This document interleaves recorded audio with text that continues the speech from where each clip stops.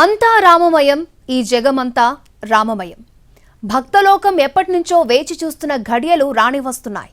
రామ మందిరం ప్రారంభోత్సవంతో ఈ నెల 22న అపూర్వ ఘట్టం ఆవిష్కృతం కానుంది. అందులో భాగంగా శ్రీరామ చంద్రుడి కోసం హైదరాబాద్ నుంచే పాదుకులు తరలి వెళ్లాయి. అసలు ఈ పాదుకులు తయారు చేయడానికి ఎంత సమయం పట్టింది, అందులో ఏం ఉపయోగించారో ఇప్పుడు చూద్దాం.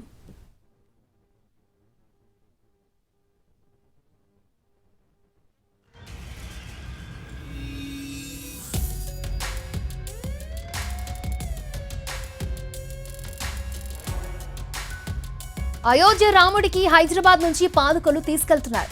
బోయిన్పల్లికి చెందిన పిట్లంపల్లి రామలింగాచారి ఈ పాదుకలను తయారు చేశారు. ఈ నెల 22న రామ మందిర ప్రారంభోత్సవంలో శ్రీరాముని పాదుకలు ఆవిష్కరిస్తారు.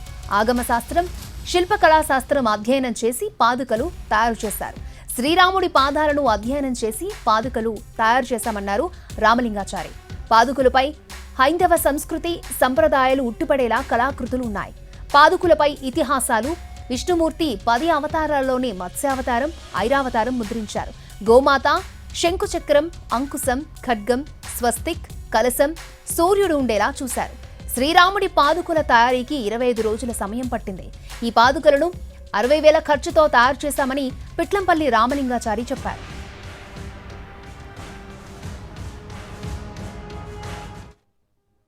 దేవాలయం అంటే ఏంటిది? దేవాలయము ఏ లెక్కల ప్రకారం ఉండాలి? ఆ దేవాలయము మానవునికి ఎటువంటి సంబంధాలతోటి ఉన్నది? మానవుడే మహనీయుడు అంటారు. అట్లనే దేవాలయం కొలతలు కూడా మానవునికి సంబంధం. అయితే అది ఆ కొలతల ప్రకారంగా అవి మాకు తెలుసవి.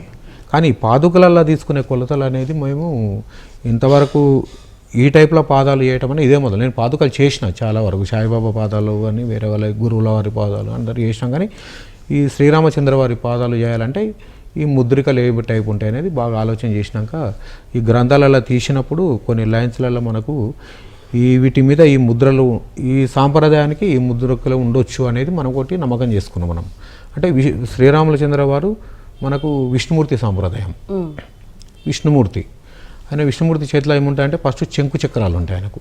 కాబట్టి ఈ పాదకం మీద మనం శంకు చక్రాలు వేసినాం. ఇక్కడ శంకు, ఇక్కడ శంకు, ఇక్కడ చక్రం వేసినాం. అయోధ్య రాముడికి హైదరాబాద్ నుంచి పాదుకలు తీసుకెళ్తున్నారు. బోయిన్పల్లికి చెందిన పిట్లంపల్లి రామలింగాచారి పాదుకలను తయారు చేశారు. ఈ నెల 22న రామ మందిర ప్రారంభోత్సవంలో శ్రీరాముని పాదుకలు ఆవిష్కరిస్తారు. ఆగమ శాస్త్రం, శిల్పకళా శాస్త్రం అధ్యయనం చేసి పాదుకలను తయారు చేశారు. శ్రీరాముడి పాదాలను అధ్యయనం చేసి పాదుకలు తయారు చేశామన్నారు రామలింగాచారి. పాదుకలపై హైందవ సంస్కృతి సంప్రదాయాలు ఉట్టిపడేలా కళాకృతులున్నాయి. పాదుకలపై ఇతిహాసాలు, విష్ణుమూర్తి 10 అవతారాల్లోని మత్స్యావతారం, ఐరావతారం ముద్రించారు. గోమాత, శంకుచక్రం, అంకుశం, ఖడ్గం, స్వస్తిక్, కలశం, సూర్యుడు ఉండేలా చూశారు. శ్రీరాముడి పాదుకల తయారీకి 25 రోజుల సమయం పట్టింది. ఈ పాదుకలను 60,000 రూపాయల ఖర్చుతో తయారు చేశామని పిట్లంపల్లి రామలింగాచారి చెప్పారు. కల్పవృక్షాన్ని ఆలోచన ఏంటంటే మనకు కల్పవృక్షం ఉంటే ఇంకా మళ్ళీ వేరే మనకేం లేదు అనేది, ఇది లేదు అది లేదు అనేది ఏమి ఉండదు. ఇక కల్పవృక్షం అంటే అన్నీ ఉన్నట్టే. అంటే నిత్య కళ్యాణం పచ్చతోరణం లేక అది ఎప్పుడు వెలుగుతూనే ఉంటుంది అనమాట. అందుకే ఈ కల్పవృక్షానికి 2 వాడుకున్నాం. దాని తర్వాత వచ్చేసి ఒక యుద్ధము జరిగిన, ఒక విజయం సాధించిన, ఏదైనా పనిలో సాధించిన ఒక జెండా అనేది ఒకటి ఉంటుంది మనకు. ఒక పార్టీలకు జెండా ఎట్లుంటుందో ఈ మంచితనానికి, యుద్ధానికి పోయినప్పుడు ఒక జెండా ఉంటుంది. అయోధ్య రామునికి సేవ చేసుకునే మహాభాగ్యం మన భాగ్యనగరానికి దక్కింది. శ్రీరామచంద్రుని పాదుకలు మన హైదరాబాద్ బోయిన్పల్లిలో రూపుదిద్దుకున్నాయి. శ్రీమద్ విరాట్ కళాకుటీర్ లోహ శిల్పి పిట్లంపల్లి రామలింగాచారి అయోధ్య రాముని కోసం పాదుకలను భక్తి శ్రద్ధలతో తీర్చిదిద్దారు. ఈ పాదుకలను అయోధ్య భాగ్యనగర్ సీతారామ సేవ ఫౌండేషన్ వ్యవస్థాపకుడు చెర్ల శ్రీనివాస్ శాస్త్రి ఆధ్వర్యంలో తయారు చేయించారు.